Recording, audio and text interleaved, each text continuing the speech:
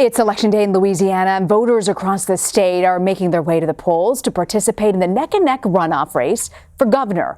The most recent polls leading up to the election showed Democratic incumbent Governor John Bel Edwards with a small advantage over his Republican challenger and first-time candidate, Eddie Rispone.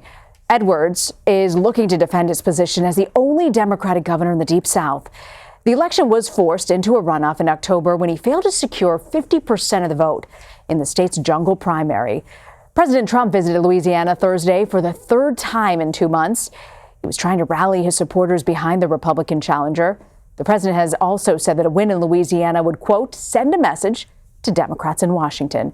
Joining me now from Baton Rouge, Louisiana, Sarah Ewall-Wice. She's an associate producer in the CBS News political unit. So, Sarah, as the incumbent governor, what has John Bel Edwards done to really hold on to his lead in the polls?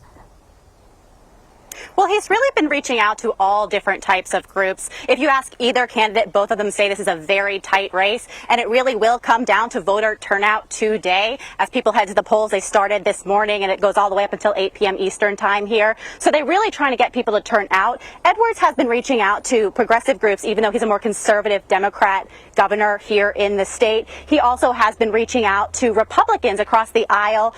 There was a very bitter primary for the Republican candidates for governor. And so he's been reaching out to Congressman Abraham's supporters and trying to get some of them, just a small fraction of them, to cross the aisle and vote for him. With that said, of course, Abraham has already endorsed Rispone, but he's still reaching out to that group. He also needs African-American voters to turn out in large numbers. Based on early turnout here in the state, those numbers are up as they are across the board. It's actually the second most voter turnout in an early state besides, or excuse me, for an early vote besides in that presidential race that you see in other years. So there's clearly enthusiasm, but so often it's about the issues in these kinds of races. You spoke with New Orleans Mayor LaToya Cantrell about some of the issues that Governor Edwards has actually taken on in office. I want to play for you a bit of what she had to say to you. Early childhood education, criminal justice reform, health care, public health. Medicaid expansion was significant in our state. And we did not have that until Governor John Bel Edwards was elected. So you think about the thousands of families, seniors, adults, children who would not have medical attention. And the disparities in our state, in our city are real, but the impact has been tremendous. Sarah, do other voters feel that his term is a success?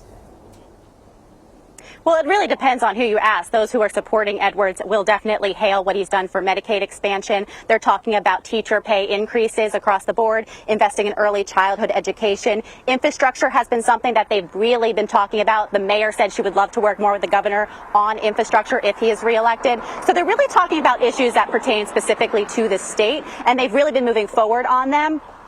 Rispone, of course, is a businessman. He's been talking about being a businessman and how he's created jobs in his private business. So now he wants to take that and bring it in as a governor.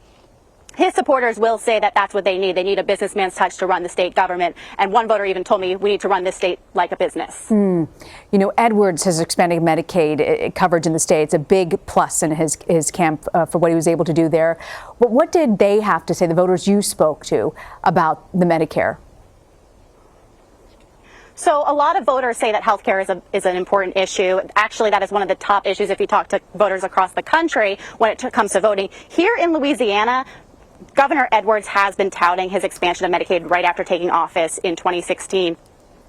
And I actually spoke to him and Eddie Rispone about it because there's been a back and forth from them on what a good job it's been, or if there's been issues with it after it expanded. Here's what they had to say.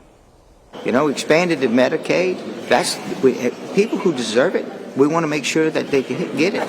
But you don't want to have all the waste and abuse in it because it's unsustainable if you keep doing that. And so that's what he wants to repeal the Medicaid expansion, and he tries to hide that behind these arguments. But it's a phony argument because he considers anybody who ever loses eligibility to have been on the program in a fraudulent way to begin with, and that's just false. You have an income limit, and as the economy improves, as more people go to work, as wages go up, as unemployment goes down, then people are going to lose their eligibility. And every time someone loses their eligibility, he says that they were on there fraudulently to begin with. It's totally false. The people of Louisiana know it. Rispone's team has actually said that a freeze is on the table, but they're not talking about cuts. They've stayed away from that. Of course, if you look at Medicaid in the state, it cut the uninsurance rate in half since it's been expanded, and a lot of people have been talking about what a good thing that is. If you look forward, it'll be something that we'll probably see in the 2020 race here across the country, as well as the Louisiana governor's race coming up today. Yeah, there's no question healthcare is a big issue on the minds of American voters. We also know President Trump has made 3 trips to Louisiana in just the past 2 months. He's hoping that support will help Rispone win today's race. Is there any indication on the ground there, Sarah, that his efforts will be fruitful?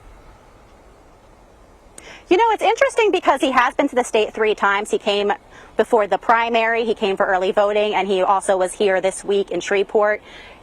If you talk to the governor's team, they actually say they didn't see a significant uptick in early voting after he showed up then. They also didn't feel like there was a significant uptick for the primary. So they say that some of the support for the president is already baked in. Of course, the president, when he came to town, said, we need to send a message to Washington by electing Rispone. So he has also talked about this in terms of what it means for him and for Washington. Rispone has also really embraced the president.